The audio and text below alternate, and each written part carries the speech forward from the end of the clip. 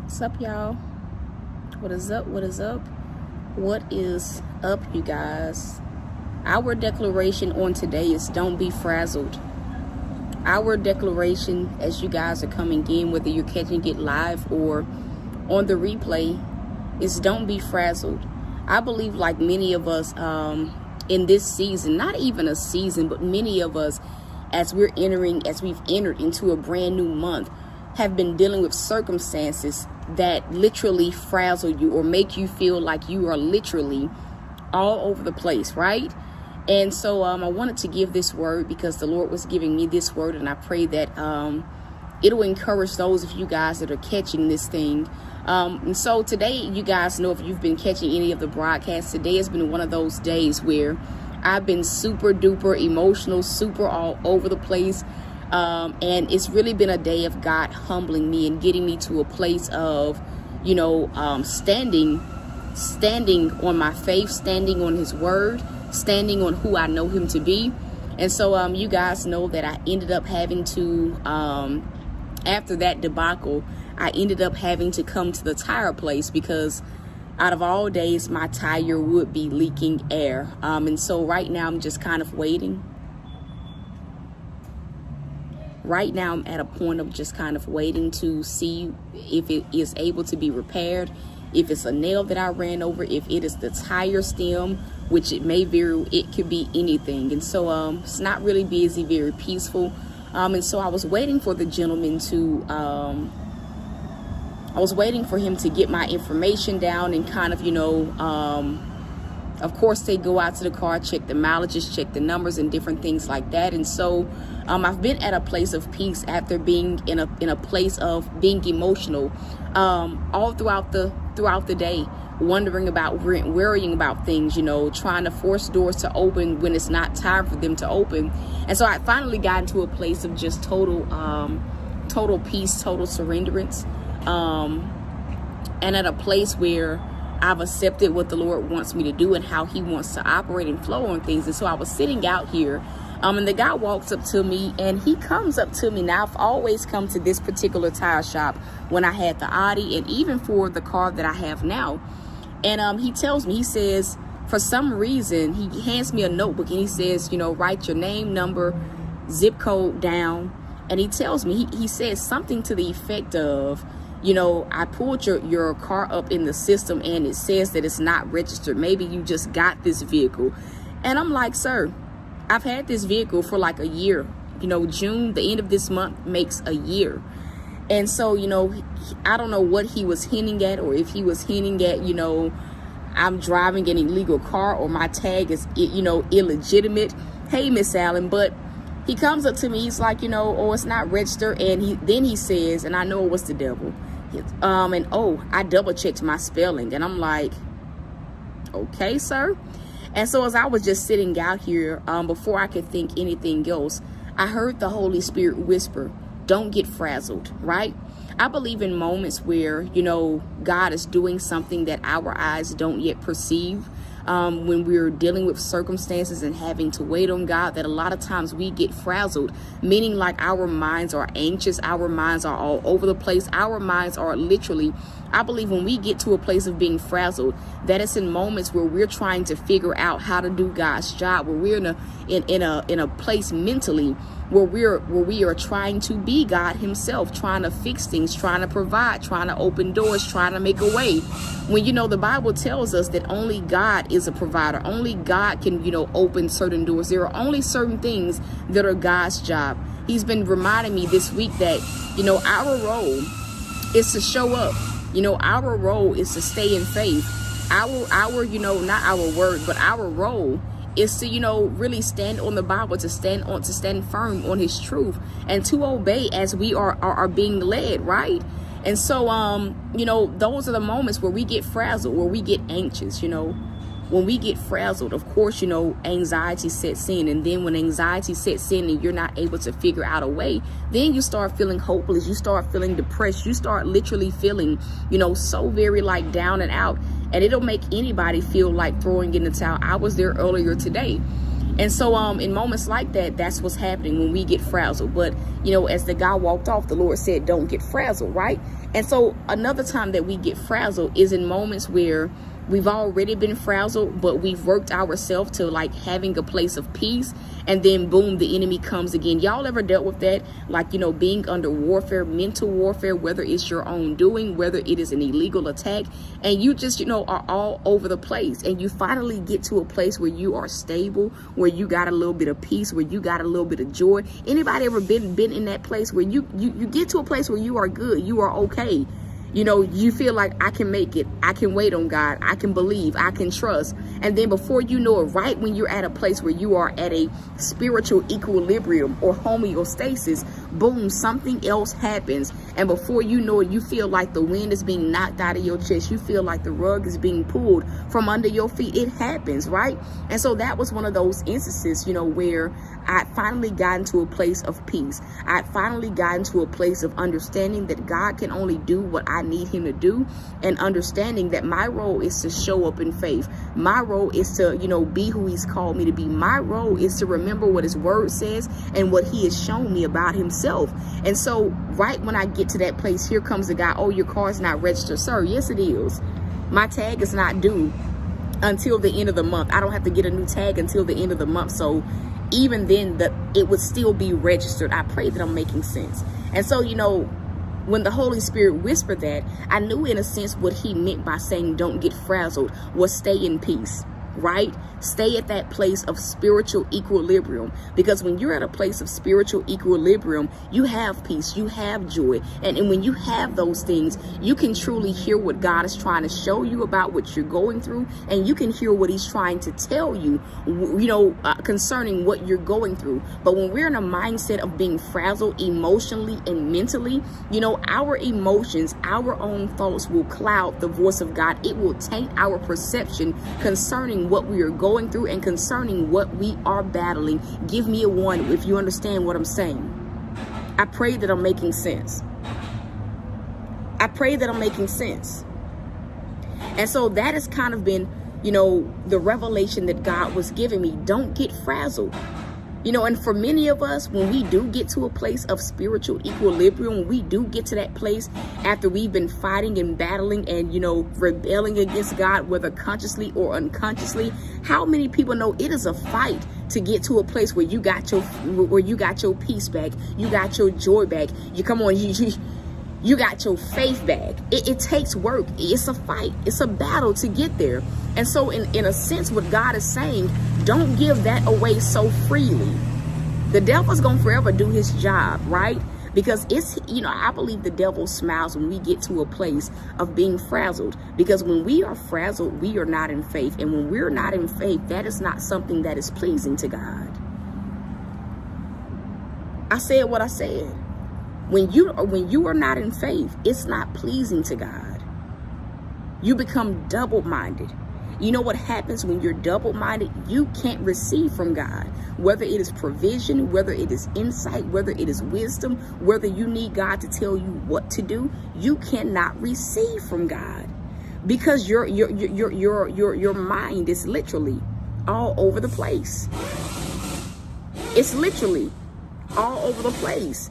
And so, this is also why the Bible tells us to stay on guard, because we have an adversary that is like a roaring lion seeking whom he can devour. So what does that tell us? That tells us that the enemy wants us off of our game. He wants us out of faith. He wants us not to have peace. He wants us to have an anxious mind. He wants us to feel hopeless. He wants us to speak according to those negative emotions that he wants us to feel. And so in moments where you have peace, in moments where you have joy, in moments where you feel like you can believe again, the devil oftentimes, it's a vulnerable place. He oftentimes attacks because it's real easy. If we're not guarded, if we're not watchful, it's real easy for the enemy to pull us back into that place where we can't receive from God.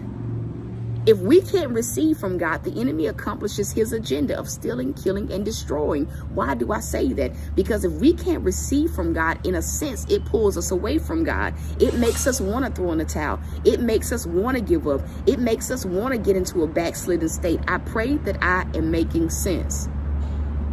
Somebody type in on the screen, stay on guard. And I'm going to say this again.